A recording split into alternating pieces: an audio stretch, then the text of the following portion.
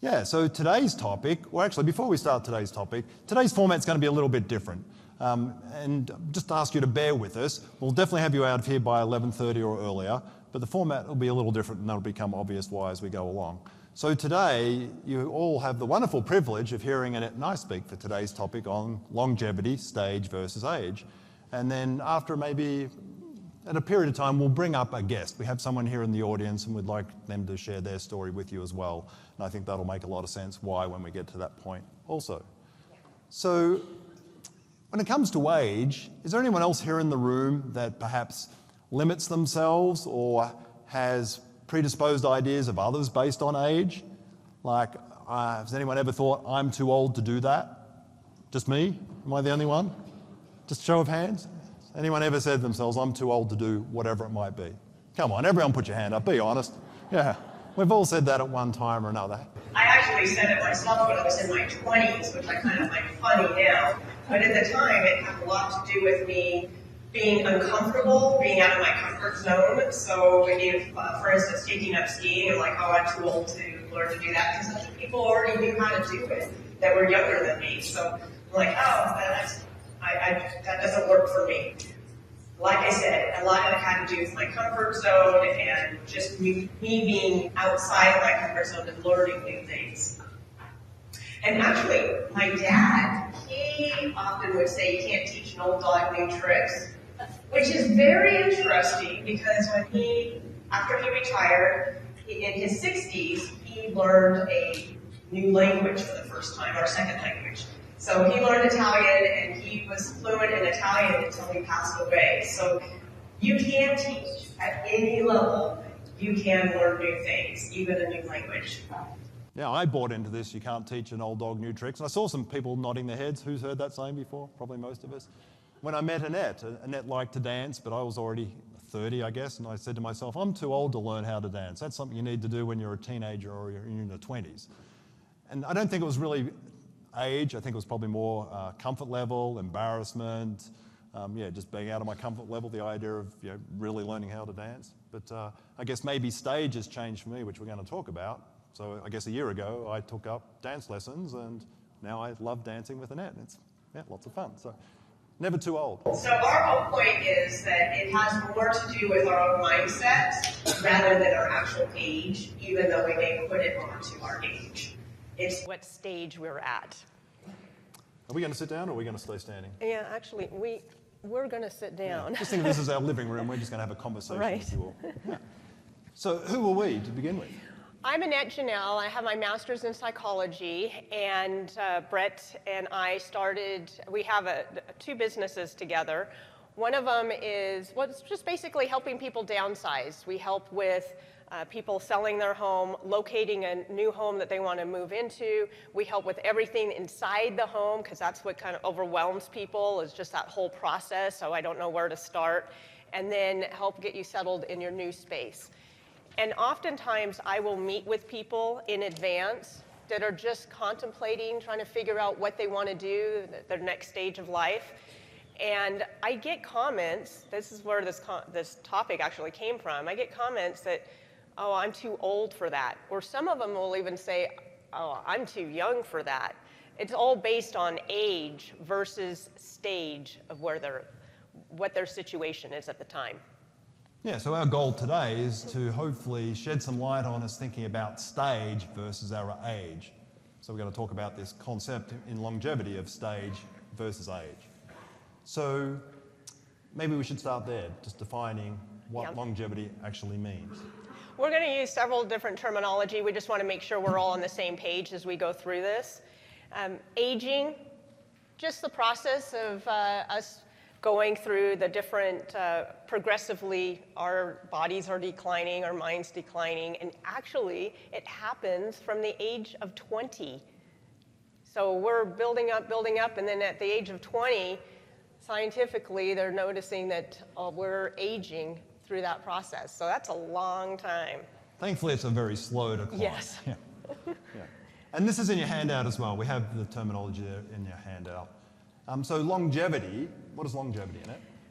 It's basically the length of your lifespan. So how long you have, it's independent of your biological aging, but how long you have to live, and it's based on your environment, your lifestyle, your genetics. So there's different variations. Yeah, so we can influence our longevity. If I decide to take up smoking, heavy drinking, drugs, what do you think that might do to my longevity? Probably going to decrease it, isn't it?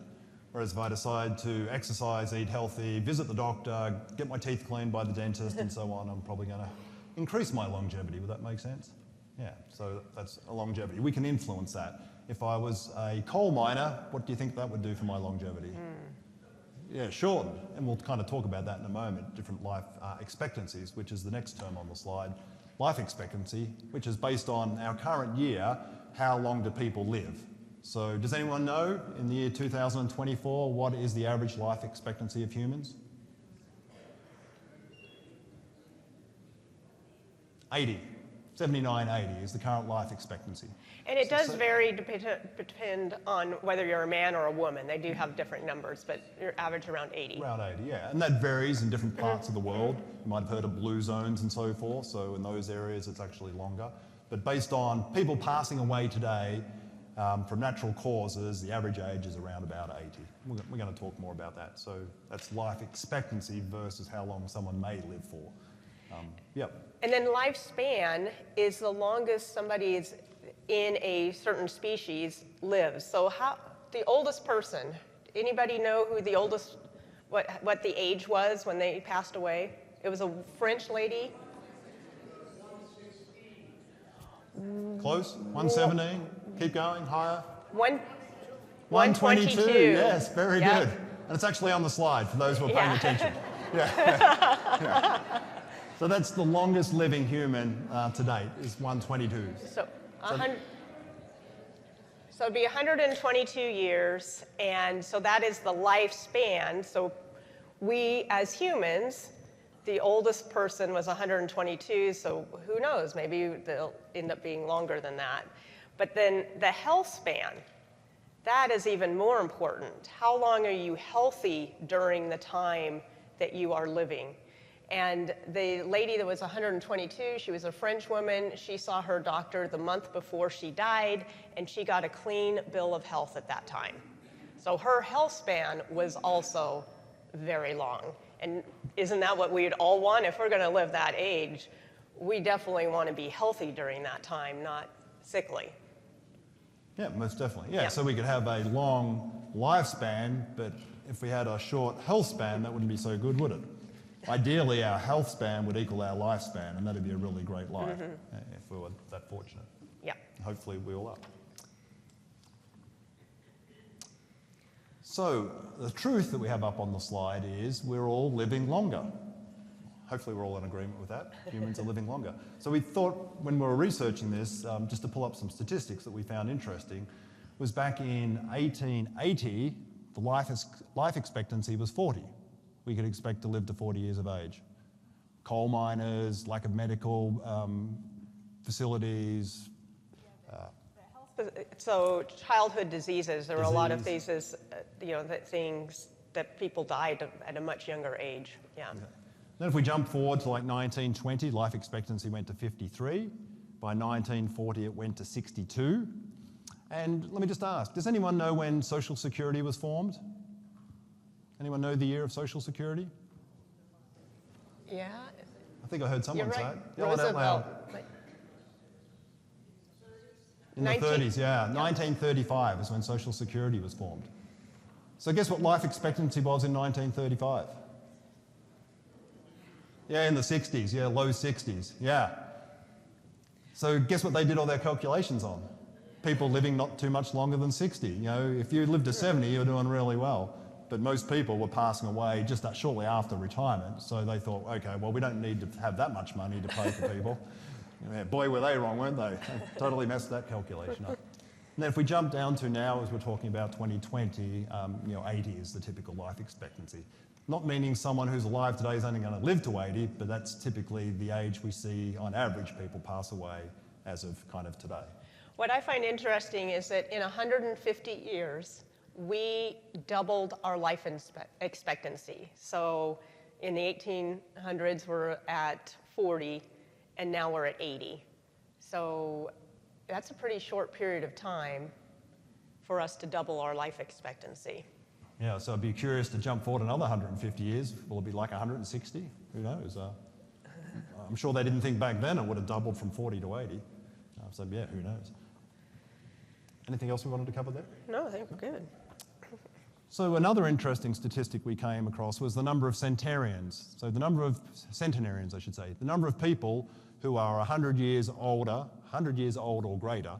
So as of today, we have 100,000 centenarians in the US, 100,000. It's expected to quadruple by 2050 to 400,000. In fact, 420,000 people here in the United States will be 100 or older.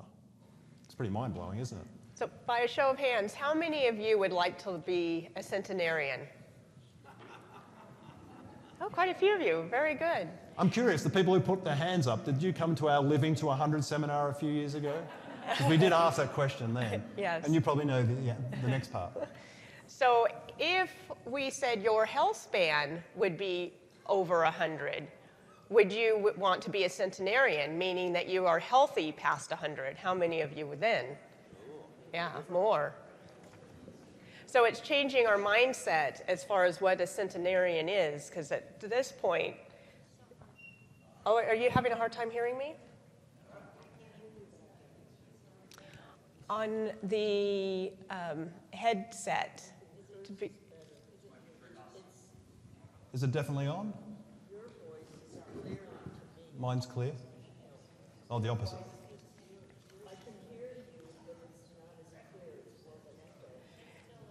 Still echoing? I'm still echoing, Bryce, apparently. Maybe I'll move this down a little bit. Is this any better now? Is that less echoey? I'm okay now? Okay, we'll go with that. No, you're good, thank you. I'm sure other people are struggling as well. Yeah, so we want to know if you can hear us or can't hear us. Yeah, So again, it's new room, new speakers. We're trying to sort it all out. First day in this room, so thank you. yeah, so what I was, centenarian, just being able to be healthy past 100. Oftentimes people have it in their mind that they're thinking that they will live to, or their age is based on how old their parents were when they passed away. How many of you are older now than when your parents' age were when they passed away? Yeah, quite a few of you have outlived your parents' age. And that is normal. That is what we're going to be seeing because people are living longer. So we can't base it on what our family has done. It is based on our life experiences as far as how we're taking care of ourselves, our environment, and then, of course, the medical system. It's amazing all the things that they're coming up with. They're actually doing a study now on trying to slow the aging process. Yeah, so if you haven't already outlived your parents' age, you most likely will. Mm-hmm. Most people in here will outlive whatever age their parents passed away. So I think that's encouraging. That's good news. Some people are going, wow, my mum lived a really long time. I've got that long to go. That's a good thing. Yes. Yes, most definitely. Anything else on that? Nope. So, is life really this simple? The three phases of our life. We learn, we go to school, we earn, have a family, career, make money and so forth, and then we retire. That was kind of the old paradigm. That's how Social Security saw it. You know, people go and learn, earn, and then retire for a short period of time. Well, what's the typical age when people are retiring now? Just call out a number. 60? Yeah, 60s. Some people in their 50s, 60s, 70s. Yeah, somewhere 67, retirement age as far as Social Security goes. Mm-hmm. Yeah. But how much, if a lot of people are going to end up being centenarians, how much extra time do we have on our hands? Yeah, long, like 35, 40 years potentially. Yeah, for Annette and I, we're in our mid-50s. If we retired today, we've got another like 45, I'd like to think 65 years ahead of us. So that's a long time, maybe 70. Yeah, I'm going to push the boundaries. I've got a lot to do, so yeah, we've got a lot of time on our hands potentially. So it's changing the mindset of what are you going to do for the next 35 years? It isn't about retirement anymore. Did we ask, is there anyone here in the room who thinks they wouldn't be here by this age? Yeah, a few people, yeah. Yes. Some of us have lived already longer than we thought we would. It's like, hell, what do I do now? I've actually had people say that to me is, Annette, I lined everything up and I wasn't supposed to live this long. Now what do I do? So it's being able to change your mindset of what your life looks like, what you want it to look like. So I'm just curious, does anyone recognize this individual on the screen? Just a few of you? Who is it? What's his name? Colonel Sanders, yeah. Harlan Sanders. He lived, it's worth reading his history. He lived a very colourful life. He had lots of careers and adventures and lots of failures. And at the age of 65, thank you, Annette. At the age of 65, guess what he created? Guess what he franchised? KFC, yeah, Kentucky Fried Chicken. Yeah, he was 65. He was at retirement age. That's when he started, the KFC franchise. And the year that he was born was 1890, and at that time, people lived to around 40 years old. So the life expectancy at that time was much lower than what he was, and to be able to start a franchise at 65. Aren't we glad he didn't give up thinking I'm only going to live to 40?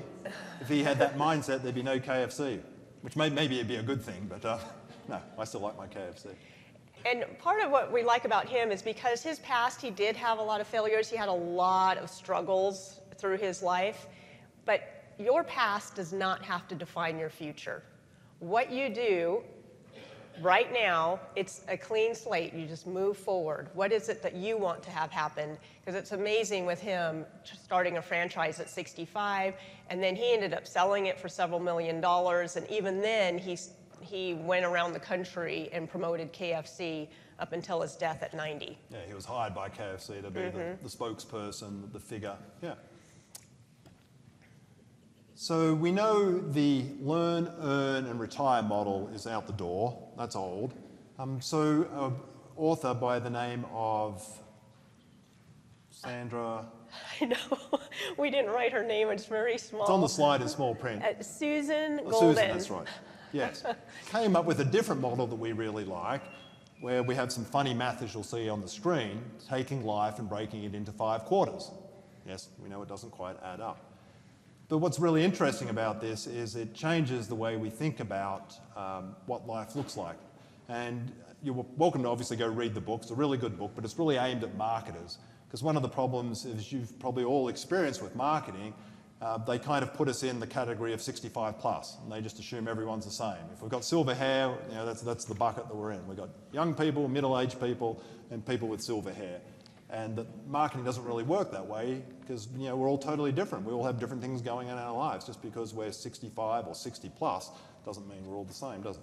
And we're going to talk a little bit more about that. So the 5 quarters she breaks it down into, and there's some overlap, is starting out. We're beginning our lives. We're an infant. We go to school. We learn. Start our career. Maybe a family. And it's kind of like the first quarter. And then the second quarter is getting established in our career, maybe changing careers, starting a family, finding new interests. So things are changing. And then our third quarter of life is typically what we traditionally thought of as retirement, and she refers to it as our, and it's going to make fun of me, Renaissance period. But we say Renaissance that are in the U.S. For those who speak the Queen's English, Renaissance, Renaissance for the rest of you. Period. And as you'll see, there's some overlap between growing and Renaissance. They kind of border each other. And then we move into potentially a legacy period, the fourth quarter. And that's maybe where we're questioning what we're leaving behind or what new interests might we have. And then in the fifth quarter, it's where we know we're kind of reaching near end of life. So that's where we're truly focused on extra years. Extra years or end of life. We'll come back and talk about that. The last quarter, what that looks like. But for many people, it's bonus time.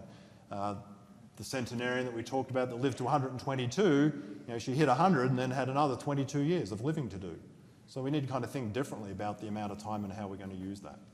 I love listening to podcasts in the morning, and there's this one that they talked about this lady that had recently passed away. It was just this past year, and she was over 100, but at 100, she took up running.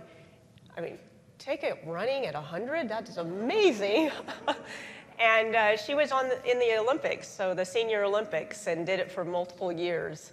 And so you just never know what's going to interest you.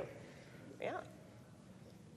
So I guess the question is, if you knew you were going to live for another 30 years, would you think of life differently, or another 40 years, or another 10 years? If you're thinking, okay, I've got 5 years left, but you end up having 25 years left, does that change how you think about life and the decisions we would make?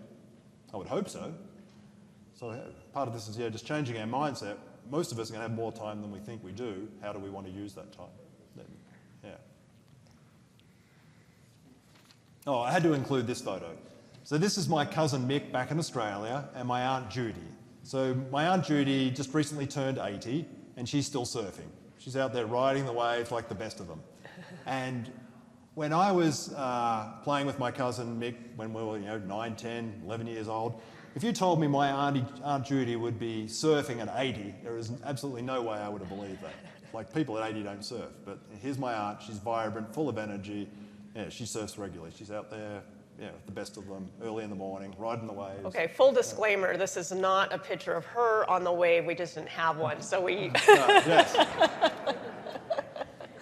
But she's out surfing regularly, and she has a wow of a time doing it. So, yes. Stage, not age. So let's talk a little bit about some of the stages, as Susan has broken them down. Yeah, we have 18 life stages, and more time equals more options. Brett hit on the growth stage, and then the career and family. What we're really focusing today on is what we call retirement, but we're saying it's the reinvention stage. It's re-everything. So instead of retirement, reinvention. And we'll get into more detail on that. And then the closing, and that's your legacy, what you're going to leave behind for, what do you want to be remembered by? And a number of these overlap. So under career and family, we have continuous learning, but continuous learning is something hopefully we're all doing no matter what our age is. And you'll see like caregiving under career and family. So there's caregiving for a child, but then there's caregiving for an adult parent or a spouse, so that can happen at any time in our life. So some of these stages kind of change based on where we're at in life and what our circumstances are. And then, as Annette said, the last stage is closing, which I alluded to before, which is where we're thinking about our legacy. What do I want to leave behind in terms of how do I want to impact my children? Do I have a trust in things in place? And then end of life, that final stage where we know our time is really limited because of one or more reasons. So what we really want to get to is to not think about how old you are, but what stage in life you're at. Which one of these actually resonates with you? Where are you at? Where do you want to be? So on your handout, you should have these, well, I know you do because I put them there. You have these 18 stages. So maybe just think about them as you look at them, which stages you're at, maybe one or more of those stages. Which ones apply to you? And we're going to talk about them more, so it'll make a little bit more sense. So I'm going to read this. By far, the greatest predictor of successful aging is education. Whereas the education stage used to be largely limited to early life, so in school, you go to school, you get educated, then extended into professional life, your continuing education, you should now expect education to become a lifelong pursuit. Always looking for education and learning more about what interests you. We have some wonderful programs here in the area. How many of you belong to OLLI? Asha Lifelong Learning Institute? Yes. They have wonderful programs at OLLI, and not only could you go and learn there, but you can actually go and teach yourself if there's something that you want to give back. So OLLI is wonderful. Before you go on, can I have my OLLI people raise their hand again? So if you'd like to learn more about what OLLI is and why it's so wonderful and you don't know anything about it, go to one of the people with their hand up and just ask them to tell me more about OLLI. Can you just tell me more about OLLI? Why do you go? Yep. Yeah, it's a great program. And then actually, all of you are education-based or you wouldn't be here today. Yeah. Well, most of you. There's a few people we probably need to talk to. Yeah. But thank you for investing in yourselves and being here. This is what it's all about, continuing to grow and learn. And then we have, of course, Truckee Meadows College. So you can go to Truckee Meadows and take a number of classes.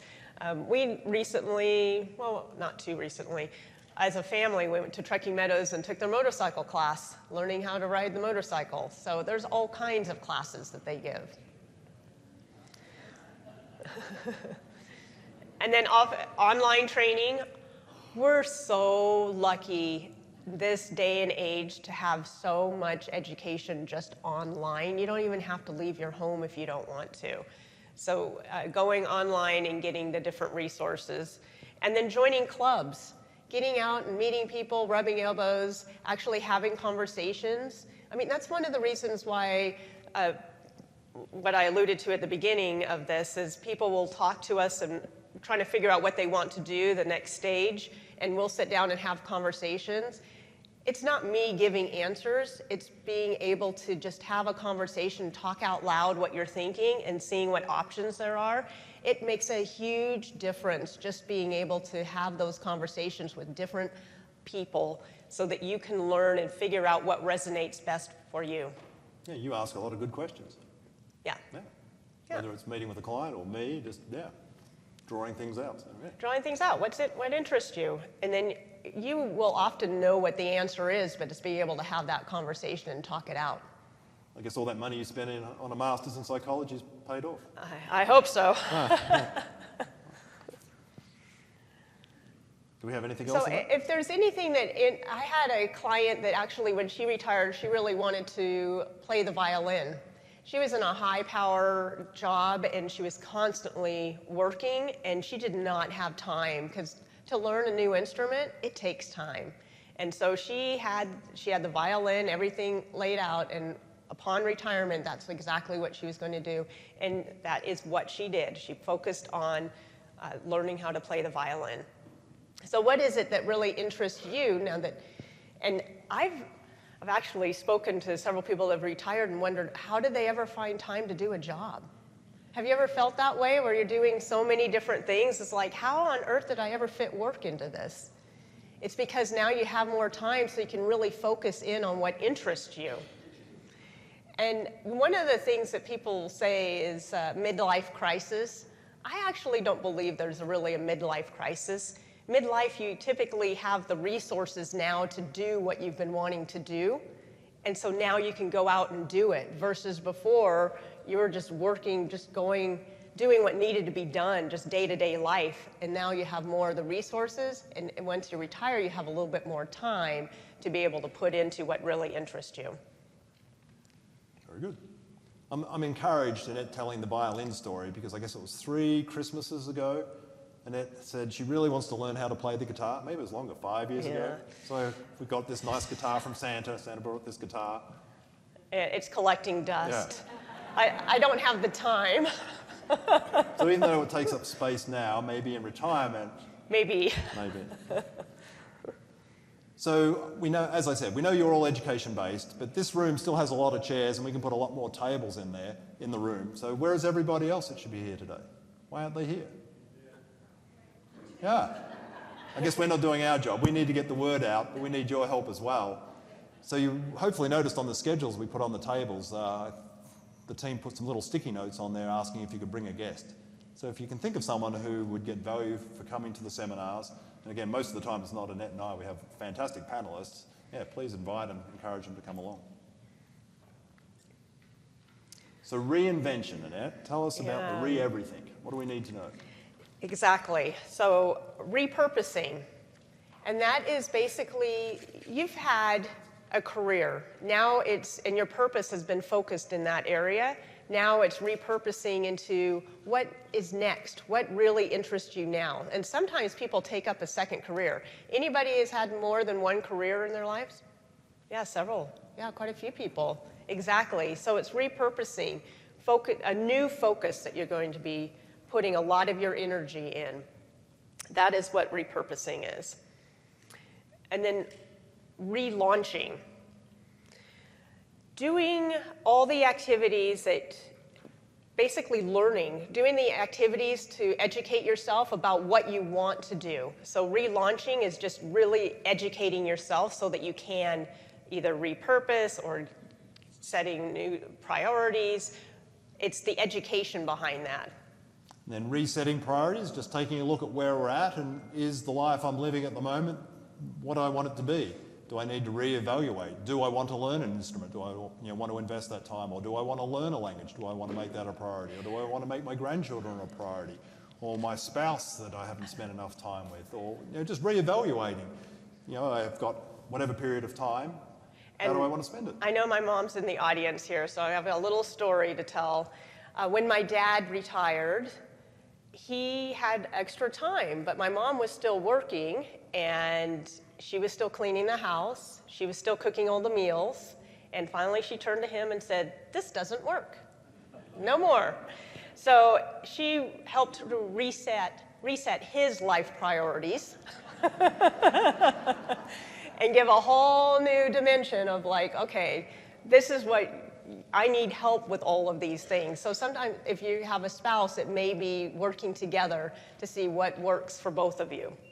I now have an insight as to what things might look like if I retire before Annette. Some things may change. Yes. Transition.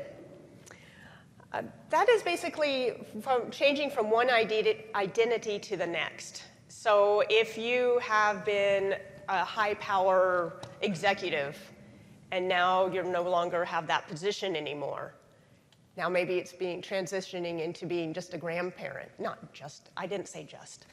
Being a grandparent, the high-powered grandparent, helping out with the family there.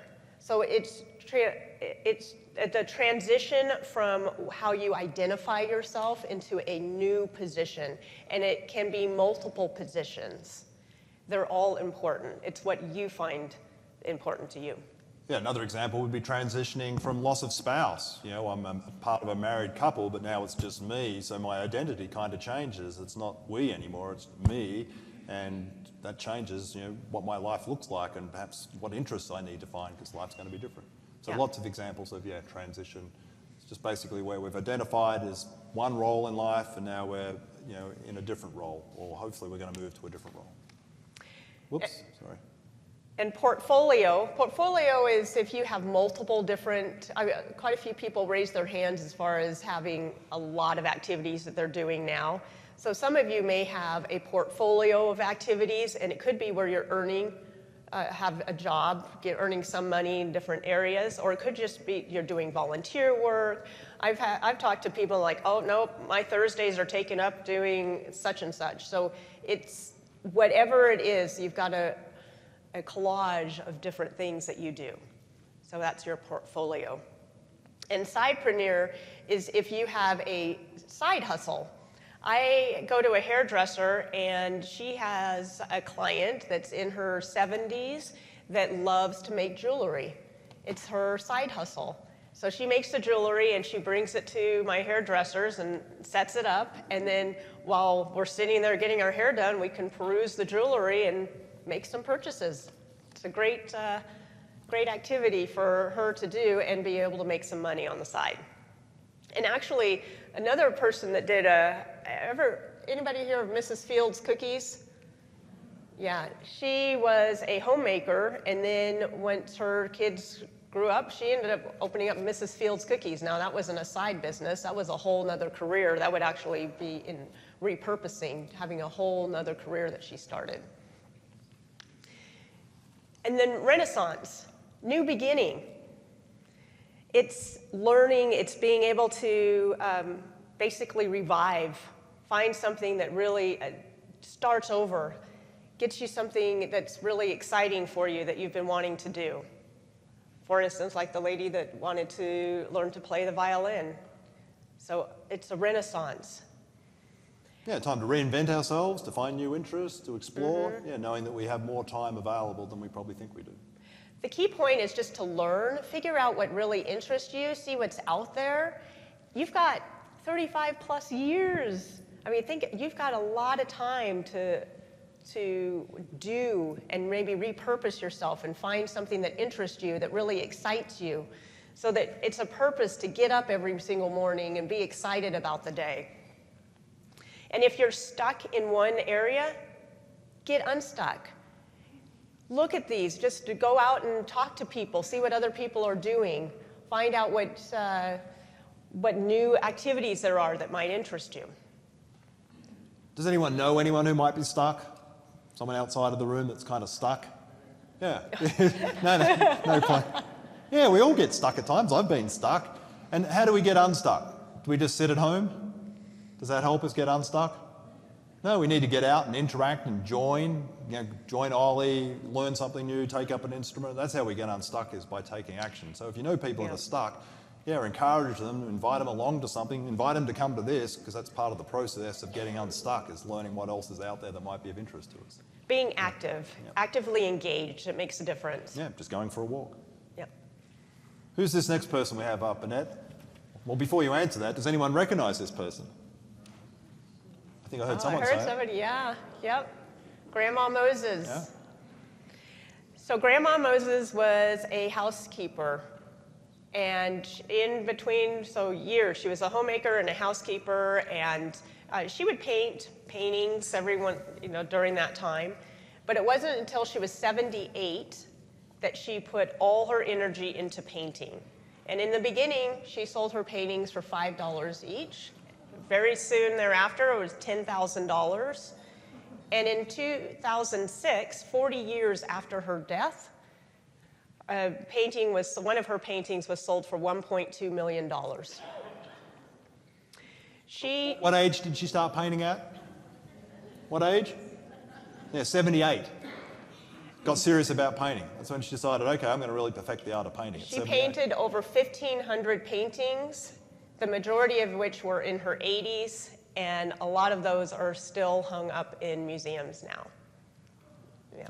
Stage, not age. Nothing to do with age. It's, what stage she decided she was at. I'm going to paint. What is it that you've got that you've been doing, just dabbling in, that you might be able to explore and do a lot more of? So who thinks they might be a little too old to walk on a slackline tightrope in the Yosemite National Park way, way up in the air? Is there anyone who thinks like me, heck no, I'm not doing that? Yeah? Just a few of us? Who's up for it? Who's up for it? We've got one person. Well, we have one person in the audience, and it's actually this person in the photo who's sitting here with us today. And she's in her 60s and started this after retirement, decided this would be her new challenge, and to work on her balance, to become better at balance, because as we know, as we age, we lose our balance. So I know there's other ways to work on balance, but this is really working on balance. Yeah, pretty amazing, hey? It's very amazing. We're very Stage, impressed. not age. Yeah, nothing to do with age. And look around the room and see if you can spot William. William's 82, and this is what he did, tight-roping across an open crevasse at age 82. Can we see William? Anyone spot him? No? Yeah, he did this at 82. You're not going to spot William here. He was born in 1860, and life expectancy back then was like around 40, but this is what he decided he wanted to do for his 82nd birthday. So again, stage, not anything to do with age. Because back then, people probably thought he was absolutely crazy doing this at age 82.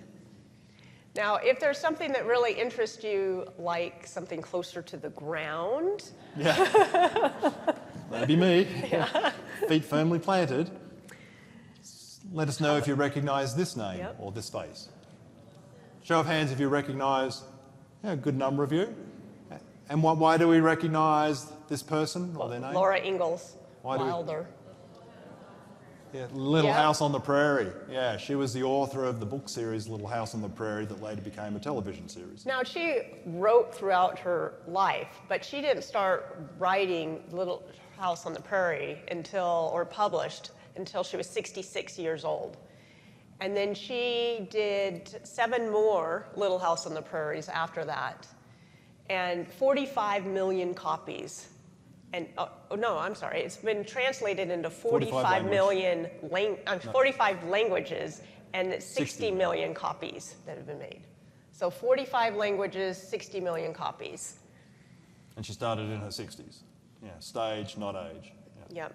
I had a client that he had a very colorful life and he wanted to share it. And so he wrote his autobiography when he was in his 80s. And he published it because you can do that on Amazon. So he self-published it. So what is it that you like to do? What is it that interests you that you would want to expand on further? One thing we recognize that is in common with pretty much everyone here in the room and anyone who lives a great life is that they are, for the most part, happy. Wouldn't you agree? People who are happy do better than those who aren't happy. So what is it about happiness or our attitude that makes such a big difference? Mm-hmm. And if we're not happy now, how do we become happy? So we were listening to a podcast, because Annette loves podcasts, and they were talking about the Declaration of Independence, and in there, this famous saying that we've all heard, life, liberty, and the pursuit of happiness. The pursuit of happiness. Are there people who just continually pursue happiness and never find it? I think there are, always looking. Is happiness something we pursue or something we decide on? Is that a decision? Is it like up here? I can decide to be happy or unhappy. That's my choice right now. I'm happy you're all here, or I'm unhappy that I have to be here in front of you all. Two different ways of looking at it. Well, I'm happy I'm here, and that you're all here. I'm happy. Yeah, but you know, that's a choice. And that's like anything that we do. We were talking about standing in the grocery line or at the post office. Well, that goes to the next one. I'm jumping ahead. Yes. Okay. So I think we were sold a bad bill of goods with this pursuit of happiness thing, because if we think that way, we're setting ourselves up for failure. We shouldn't be pursuing happiness. We should be deciding, I'm happy, and if I'm not, I should change whatever I'm thinking to be happy, or whatever I'm doing to be happy. So you've got some tips on this. Yeah, this is from UC Berkeley's Greater Good Science Center. 3 reasons why people are happy. Number 1, they have the aptitude for experiencing positive emotions. That's even during mundane things. So standing in line at the grocery store, standing in line at the post office, finding reasons to be happy even during those things that it's very mundane, those people overall are happier. 2, the sense of connection and belonging. Belonging to a group, coming to events like this, just having a family, having a group of friends, having connection with other people, you're more likely to be happy. And then 3, capacity to overcome, learn, and grow from life's inevitable difficult moments. There are going to be tough times. Yesterday, when they were talking about the fires in Southern California, and they did a news interview with one of the ladies that said that she lost her house and all her friends lost their homes. She said, we lost everything. And she goes, I'm 70 years old. I have to start everything over. I took things, and now I wonder why I didn't run out of the house with other things that were more important to me, but this is what I have. And she said, she fell right into number 3. She goes, at least I'm living, I'm here, we can start over. So it's the capacity to overcome, learn, and grow from life's inevitable difficult moments. And we're all going to have them, aren't we? Yes. Yeah. If we live long enough, there are always difficult moments. Yeah. So we like the following quote from Charles Darwin. It's not the strongest of the species that survives, nor the most intelligent, but the one most responsive to change. Yeah. Don't we all need to be better at being adaptable, being able to respond to change? Because isn't life always changing? Or there's that darn technology and those iPhones that keep getting updated, or whatever it might be, life continually changes. And the better we're able to respond to that, then the better we're able to basically be happy. So do you want to just summarize? Yes, we all do it differently. All our paths look a little bit different. It's not like I want to be like the Joneses anymore. It's like, what do I want for my life? What do I want it to look like? So where are we going with all of this? The first key point is that many of us are going to have some bonus time that we didn't account for in our original plans. So what are we going to do with that bonus time? That is going to require us to do a little work to figure out what that transition is going to look like. In other words, rather than seeing those extra years or decades as retirement, seeing them as recasting or repurposing.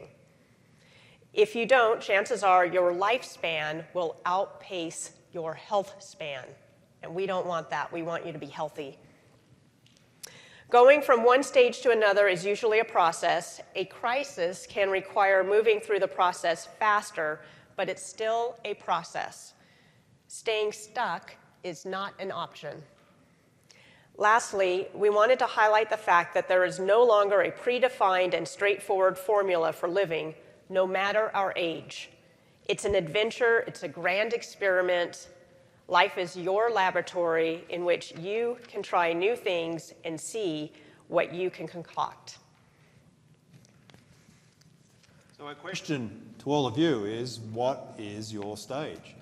So again, on the handout, we have those 18 stages. What stage are you at? And then what's one action that you might take from today? On the last page of the handout, we always have the question, what's one action? Is there something that from today that you want to take an action on? And you'll also find on the handout we have 3 questions. Do we have a slide for that? We do. Yeah, 3 questions for reflection. So your action might be to look at these 3 questions when you have some time and just reflect on, where am I at now? Is there anything I want to change? If not, that's great. And if there is, what might that be? Okay.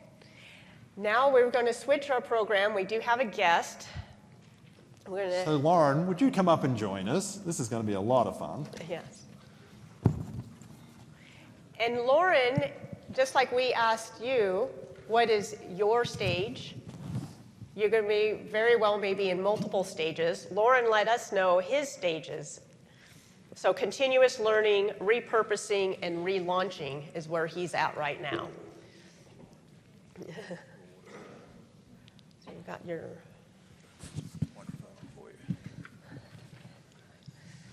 So thank you, Lauren, for joining us. Now, one reason why I wanted Lauren to come up here is, and I may have mentioned this last month, but he wrote a phenomenal Christmas letter, and it had so many things, all the things that they're doing, and it's just right up there with what does life look like after retirement. Yeah, and you've done some amazing things. So, Lauren, could you just tell us a little bit about yourself, your background, your education, career, family? Just tell us about yourself. Well, thank you, Annette. I was the last of 6 in a cattle ranching family in the center of the state of Montana. And I actually got my first 6 years of education at a little one-room country school. And when the weather was good, I rode my horse to school, turned it loose in the schoolyard during the day, and rode home at night. But by the time I was going into the 7th grade, my mother had passed away, Dad sold the ranch, we moved to Billings, Montana, and I became a city kid, and I've been a city kid ever since. But I was always did better at things like science and math and technology than things like, well, exercise and sports. So I kind of went that way. Now, when I got done with high school in Billings, Montana, I actually went to 1 year at Bible school, partly because I wanted to improve my religious knowledge, but mostly because my best friend was going there.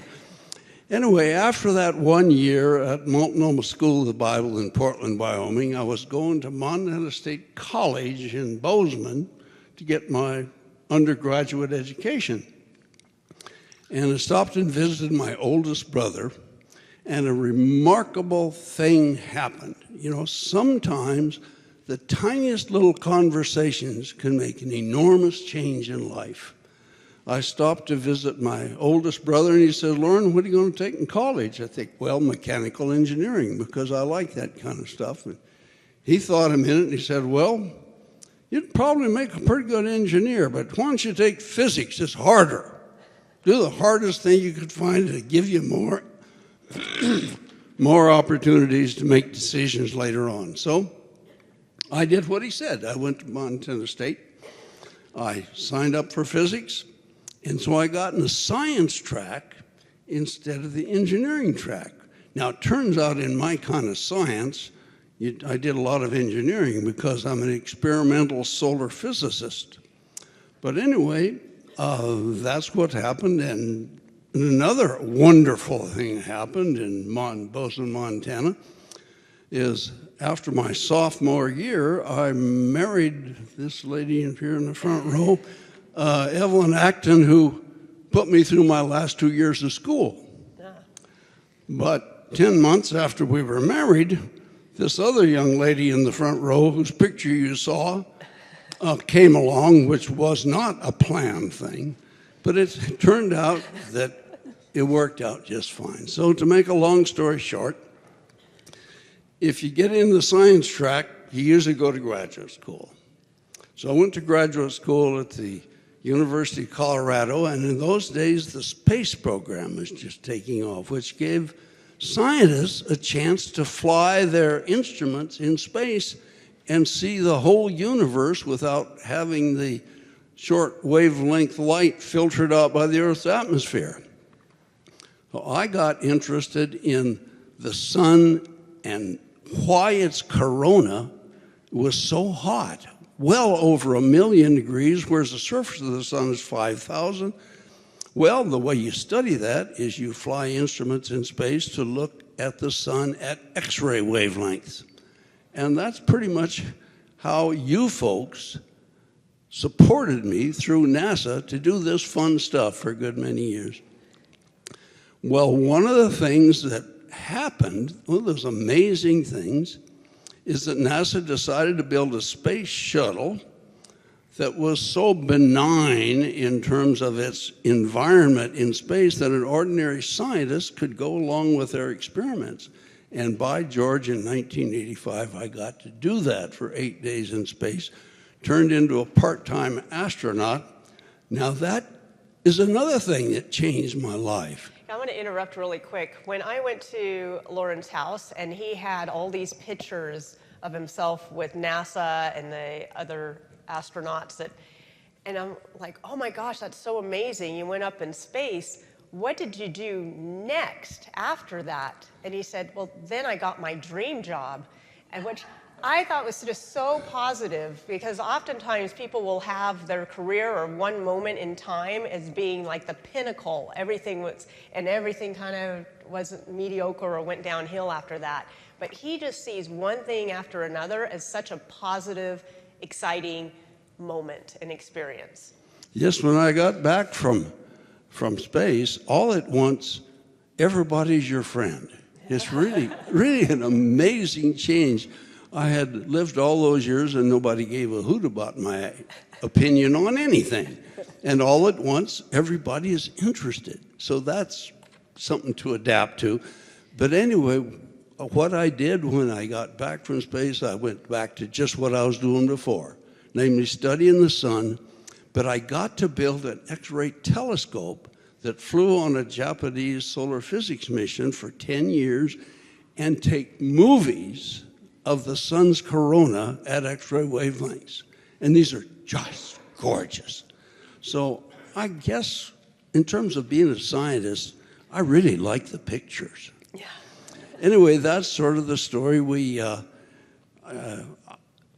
I worked for the Lockheed Palo Alto Research Laboratory. They wanted to get rid of the old dead wood in 1992, so went back to Montana, got a job at the University of Montana State University as a research scientist, a research physicist.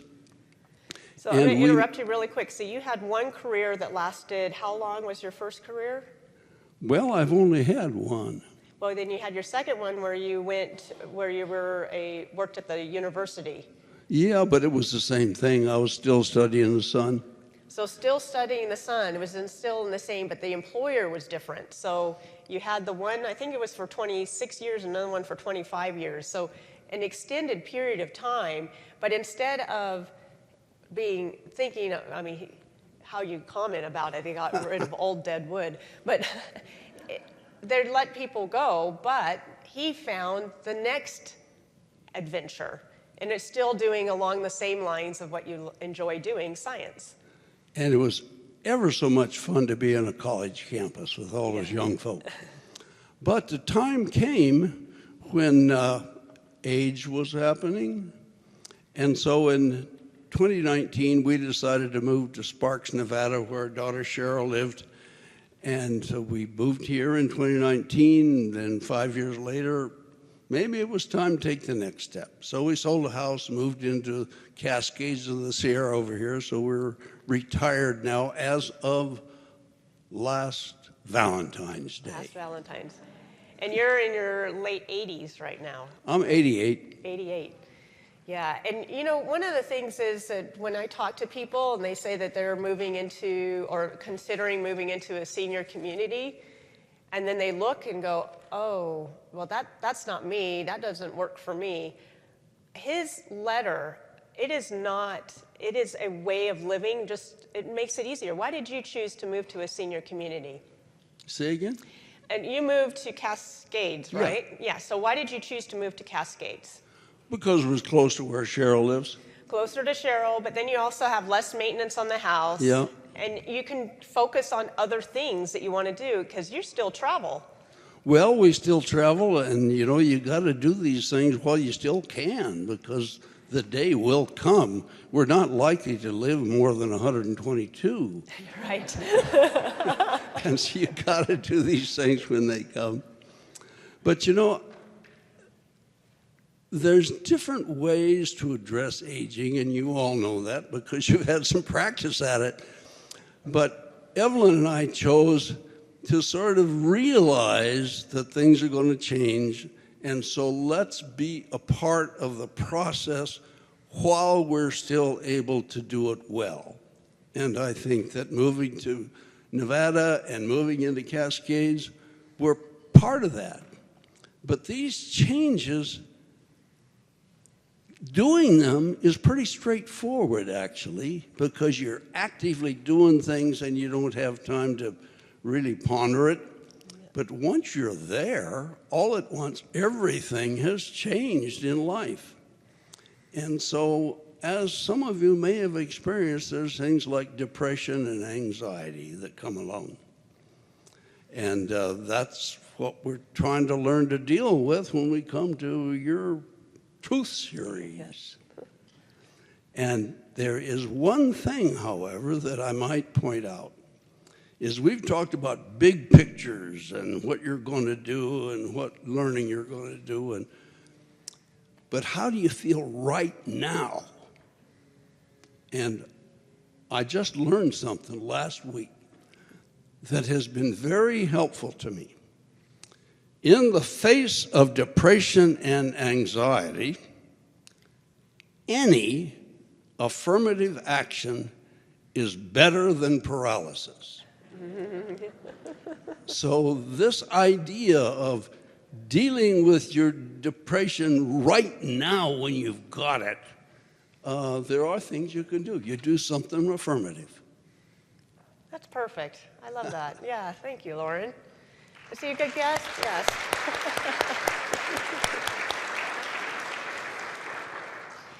So now, just to finish up, because we have you labeled yourself as being continuous learning, repurposing, and relaunching. Yes, one of the things that I think is important is to still have some responsibilities. So Evelyn and I are helping out the church food pantry. I use my old 85 Chevrolet pickup with 325,000 miles on it to haul food on Monday mornings to the food pantry. Evelyn goes to the food pantry on Tuesday and helps distribute it. And last week we had 115 folks show up feeding 350. So it's a real positive thing to do, but it gives us a responsibility. I've got to show up on Monday mornings. Yeah. And then also, you're traveling, so when you went to Mexico to see the eclipse. Yes, we do like to travel, and we love solar eclipses. We've gone to 8 of them. And the best place to go in April of last year was Durango, Mexico. So we got to see a new place in a new country and a gorgeous eclipse. If you get to go to a total solar eclipse where the sun is covered up by the moon and you can see the corona, it is just gorgeous. Can you just hear just how happy and excited, having purpose and looking forward, seeing what is possible, even though we know that depression, anxiety, all of that, we all have that in our lives, but being able to repurpose and find motivation. So thank you, Lauren, really appreciate you.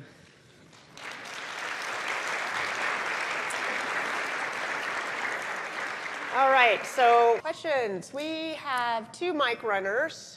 So Melissa and Michelle, can I have you come down here and join us? So if you have questions of Annette or Lauren or even myself, Melissa's going to take this side of the room. Can you introduce yourself, Melissa? Hi, Melissa. Work for Schultz Law Group. We do estate planning, guardianships, probates, the gamut of elder law. So we offer a free consultation. If anybody is interested, give us a call. And Schultz Law Group rock. They're our attorneys, so yeah, fantastic. So you're going to take this side of the room. And Michelle, could you introduce yourself and a little bit about you? And welcome to Michelle. She's a new education partner for this year. We're so excited to have her on board. Yeah, thank you. Hi, everyone.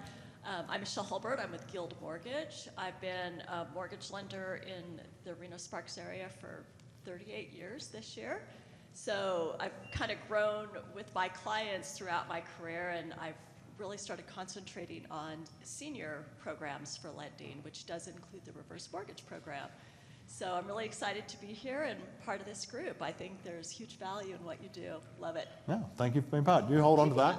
So you're going to take my left side.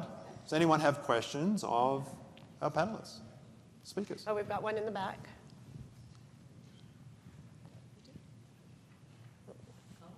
Yep. This isn't really a question, but twice this week I've read an article and so I appreciate what you're promoting, for people to reinvent and so forth. But twice this week I read an article where it said, loneliness is as dangerous to your health as a heart attack. Mm-hmm. I think that's really something to consider. Yeah, that falls right into what we were talking about, sense of connection for happiness, because if you're lonely, you're not happy. So when you have a sense of connection, a community, to be able to reach out and build that connection with other people makes a huge difference. I will say that since we moved to Cascades of the Sierra, one of the things that I've enjoyed the most is that when you go to mealtime, you get to sit with some folks you haven't met before, and they're all interesting folks. And so that aspect of the retirement community has turned out to be way better and way more interesting than I'd ever dreamed. Thank you. So I'm very curious, the 122-year-old lady who died with a clean bill of health, what did she die from? Actually, they did not know. They said they didn't know what she died from. I'm guessing it's just she wore out. There has to be a point where you just can't keep going. But they actually said in the article that they couldn't figure out what she died from. She just didn't wake up. Yeah, that would be a great way to go. You just... No? Any other questions? We're keeping it really short today. Oh, we've got one in the back. Michelle? You're right, Michelle.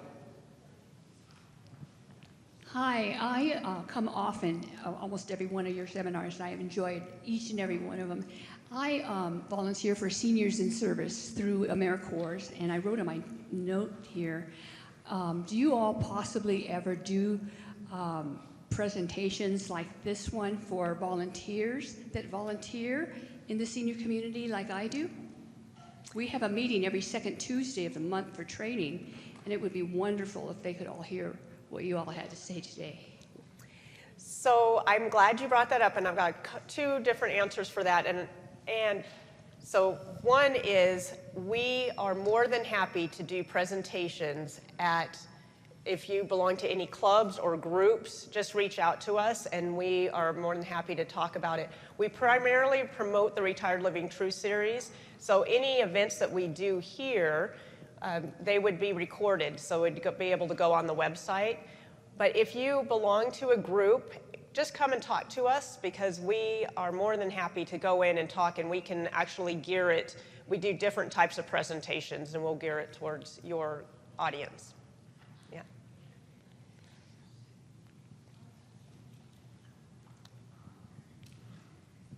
Thank you very much for a really great educational presentation. I liked the quarters of life approach, and in my reading I came up with I found a different quarters of life description, and it was breaking life into 4 20-year segments. 20 years a youth, 20 years a fighter, 20 years head of household, 20 years in cultivation of the spirit. And so I really, I came across that when I was in the head of household phase, and I started yearning for cultivation of the spirit, not knowing what that would look like. But it has turned out to be a really enriching part of the phase of life I'm in. And I wonder, from your research, what place spirituality plays in this reinvention, renaissance phase of life. You know, I love that you brought that up. For Susan, Susan Golden. She never really actually touched on spirituality, because the book itself was primarily geared towards businesses and and being able to market to seniors. So we like the idea of the different stages, but not necessarily as far as it never touched on spirituality, because it wasn't really geared in that direction. But I love that, because isn't that what we all are? We are spiritual beings, and being able to find that core, what drives us, what really means something to us, and being able to search that out for us, at any time. It's too bad it's in that one quarter, but at any time through life, yes. It's a shame they stopped with 4, because that only gets us to 80 years old. What about the next 40 years? Yeah. Any other questions or comments at this point? Yeah, if you don't have questions, but you have a comment, something that might be helpful to others, I'm happy to take those, given we have extra time.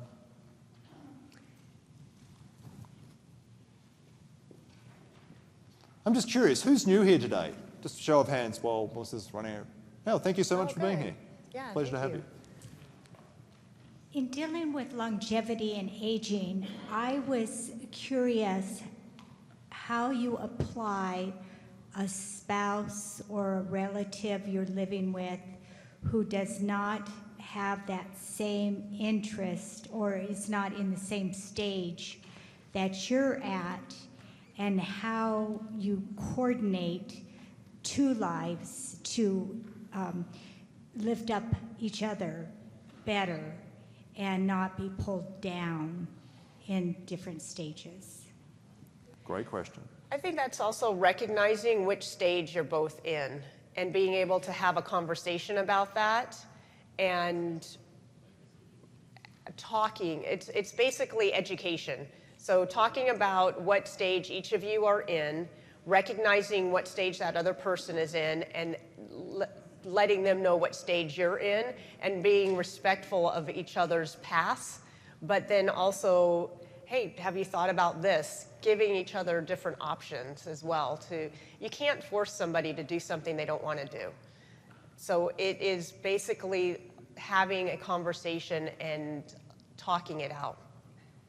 There is no magic pill for that when you're at totally different levels. Although hopefully you're both growing and being in a stage that's useful and beneficial to each one of you, because we are going to be all in different stages. And part of it, what we talked about, was caregiving. There is going to be, you may be at a point where you end up being the caregiver, and so you have to put on hold exactly what stage you're on while you're doing that caregiving, and then once you're no longer the caregiver, how you're going to reposition what your stage is at that point. There's another aspect to that, and that is it helps a great deal to care a lot about where the other person is at, so that the relationship becomes one of mutual understanding and support rather than what can easily turn into an antagonism. Good point. Yeah, I think sometimes we need a professional, a facilitator sometimes to help, because sometimes we don't have the skills to be able to help the other person. So sometimes having someone else come in who does have those skills to help us have those conversations can be helpful too. Or us going and getting the skills by joining a different support groups that help us in terms of relationships. Yeah.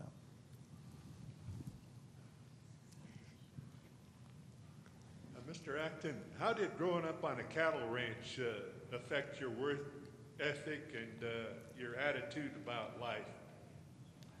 Well, it seems to me that associating with people that do real work is very good for one. And if you're on a cattle ranch in Montana, by golly, you know what real physical labor is.